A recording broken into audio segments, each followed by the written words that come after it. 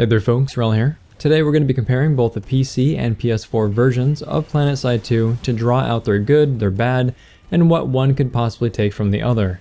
In the background footage you're going to be seeing PC footage and PS4 footage mixed together, but the footage from the PS4 version is going to be in 720p, heavily compressed, because that's what you record in on the PS4 if you do not have a dedicated capture card, which I do not.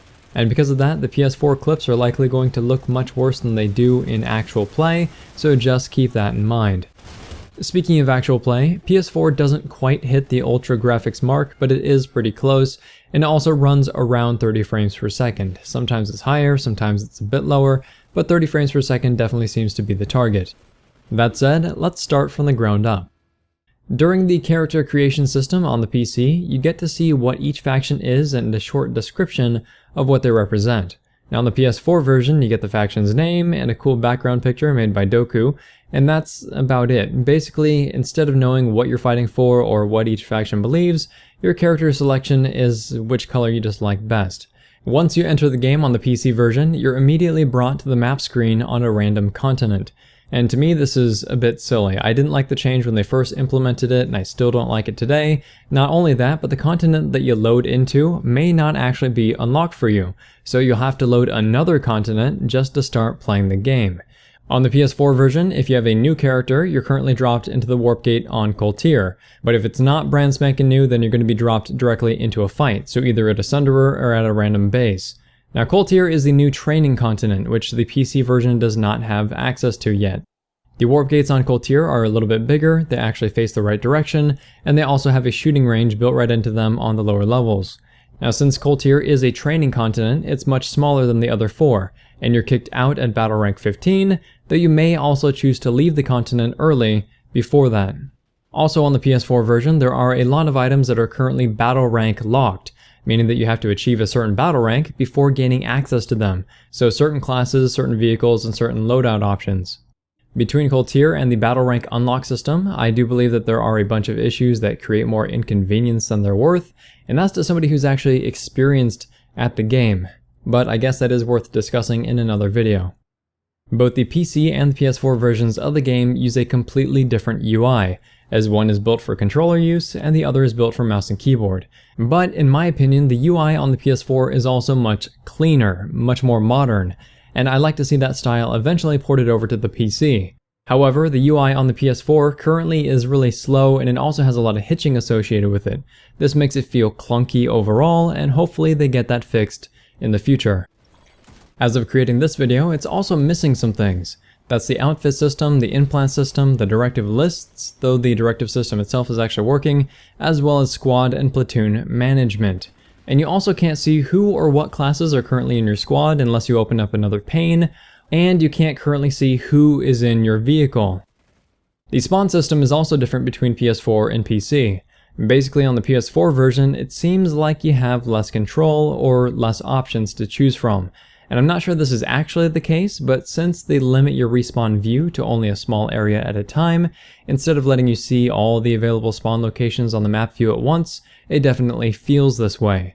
Not really sure if this is a good thing or a bad thing though, because narrowing the focus is probably less overwhelming for newer players, but not being able to see all these spawn locations on the big map kind of loses the bigger picture for you. One feature I'm currently a fan of on the PS4 is that instant action and redeploy only take 3 seconds to perform instead of the 10 for PC. And once you redeploy, I believe you can immediately spawn again instead of being forced to wait upwards of 15 seconds. Even though your respawn is much quicker on the PS4 than on the PC, the PS4 version's gameplay also seems to move at a much slower pace than that of the PC. Now this is due primarily to using a controller and the limitations surrounding it. You can't currently rebind your buttons individually, and instead you have to choose from a number of predefined setups. Now unless you're using all fingers on your shoulder buttons, you're going to be finding it really awkward to activate your abilities while firing, or throw a grenade while moving, and just a bunch of other little stuff that makes it more difficult to pull off the fast-paced maneuvers that you would see on the PC version. I also don't feel like these sensitivities have enough notches available to them.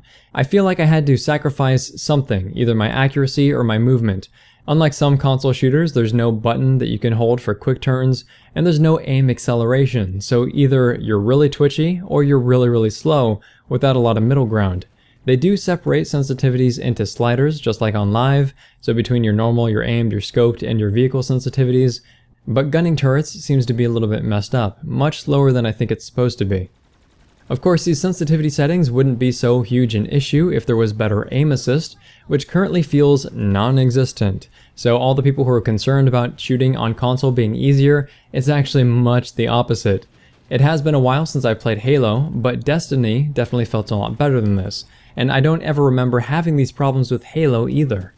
Between the two games, the weapons and their recoil characteristics feel unchanged, and on top of the sensitivity and aim assist differences, this will likely change how you use weapons on PC versus how you use weapons on PS4.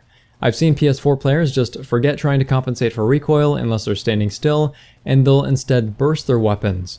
There are obviously players more skillful at aiming on console, since I'm god awful at it, but this will likely change the functionality and desirability of weapons between each version, even though the stats are the same. If you have any notes here, feel free to comment because I'm interested in seeing how the meta differs between versions.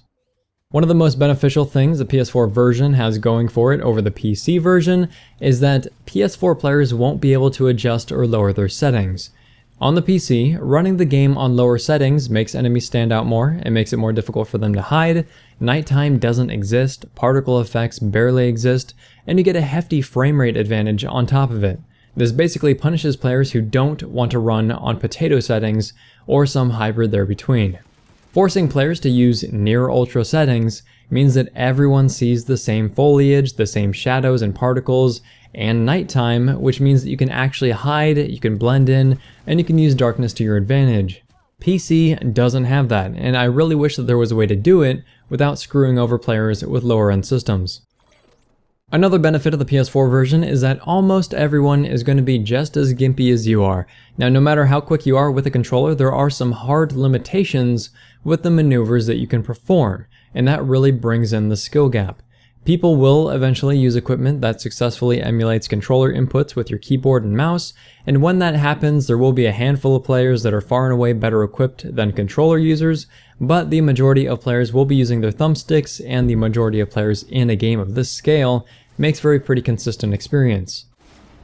Overall, I feel that the PS4 version isn't where it needs to be as far as controls and interface, but both of those things will definitely be worked on. PS4 is looking to be a very different experience from the PC version, not necessarily a bad thing though, but definitely different given the slower pace. Maybe even more warlike and less arena-y as far as the infantry play goes. If this video has been interesting, helpful, or entertaining, please feel free to like, subscribe, tell your friends about the channel, and if you have any constructive thoughts on the PS4 version of the game, especially compared to the PC version, do feel free to post those in the comment section down below. But if the PC Master Race stuff starts to get out of hand, I'm going to ban you from the channel, so play nice. Thanks very much folks, Wrel signing off.